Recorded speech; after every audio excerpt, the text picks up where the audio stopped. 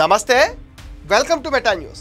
ఇక మ్యాటర్లోకి వచ్చేస్తే కూటమి ఏడాది పాలన పైన ప్రజలు చాలా సంతోషంగా ఉన్నారు. ప్రజల ఆశలు వమ్ము చేయకుండా సీఎం చంద్రబాబు నేతృత్వంలోని కూటమి సర్కార్ అహర్నిశలు కష్టపడుతుంది. ఒకవైపు సంక్షేమ ఫలాలు అందిస్తూనే మరోవైపు రాష్ట్రాన్ని అభివృద్ధి దిశగా పరుగులు పెట్టిస్తున్నారు సీఎం చంద్రబాబు. స్టేట్ లెవెల్లో అయితే అంతా బాగానే ఉన్నా ఎమ్మెల్యేల పనితీరు బాగోలేకపోతే ప్రభుత్వానికి చెడ్డ పేరు వస్తుంది. అందుకే ఎప్పటికప్పుడు సీఎం చంద్రబాబు తన టీంని అలర్ట్ చేస్తూనే ఉన్నారు. ప్రజల్లో లేని ఎమ్మెల్యేలను హెచ్చరిస్తున్నారు. ఫస్ట్ టైం ఎమ్మెల్యేలు వన్ టైం ఎమ్మెల్యేలుగా మిగిలిపోవద్దని హెచ్చరికలు జారీ చేశారు.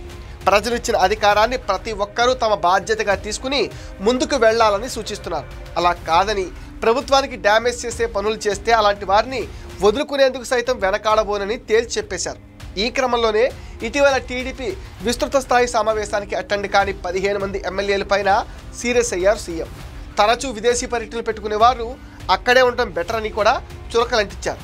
నియోజకవర్గాలకు దూరంగా ఉండడం సరికాదని ఎమ్మెల్యేల పనితీరు మార్చుకోవాలని కూడా సూచించారు.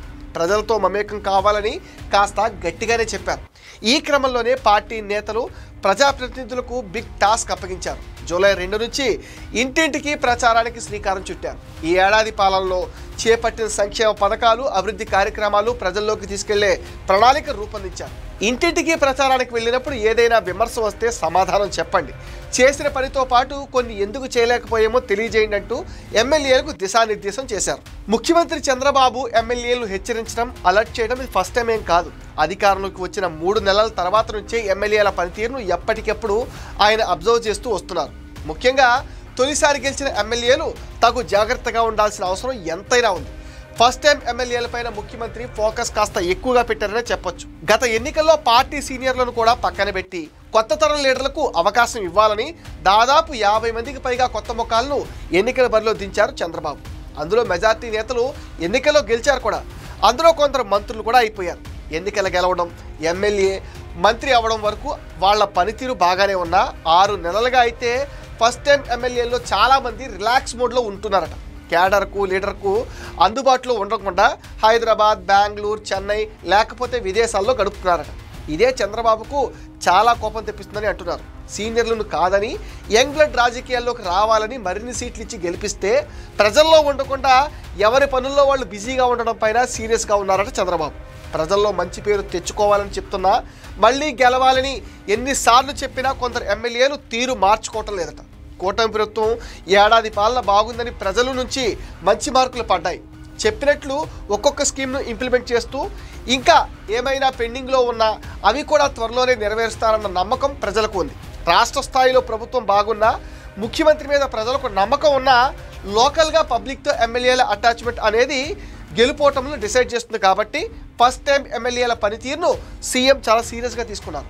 తొలిసారి ఎమ్మెల్యేగా గెలిచి మంత్రి పదవి చేపట్టిన వారు సైతం మాజీ మంత్రి రావెల కిషోర్ బాబును చూసి నేర్చుకోవాలి. ఎందుకంటే రావెల కిషోర్ బాబు రాజకీయ జీవితం కొత్త తరం నేతలకు ఒక గుణపాఠం అని చెప్పొచ్చు.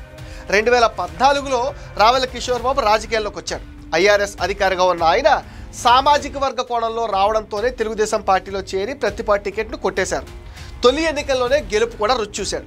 దానికి తోడు ఐఆర్ఎస్ మాజీ అధికారి కావడంతో 2014 మంత్రివర్గంలో చంద్రబాబు క్యాబినెట్లో రావెల కిషోర్ బాబుకు చోటు కల్పించారు.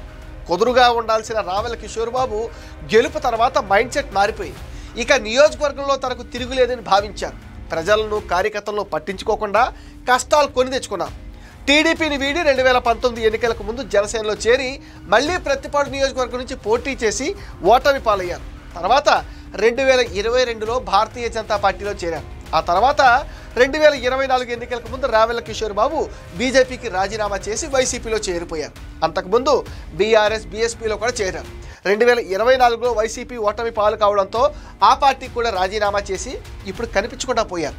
ఇలా దాదాపు అన్ని పార్టీలను చుట్టూ వచ్చిన రావెల కిషోర్ బాబు 2014లో ఫస్ట్ టైం ఎమ్మెల్యేగా గెలిచి వేసిన తప్పటడుగుతో ఇప్పటివరకు తిరిగి కోలుకోలేదు. ఆయన కెరియర్ ఫస్ట్ టైం ఎమ్మెల్యేకు ఒక కేస్ స్టడీగా చెప్పొచ్చు.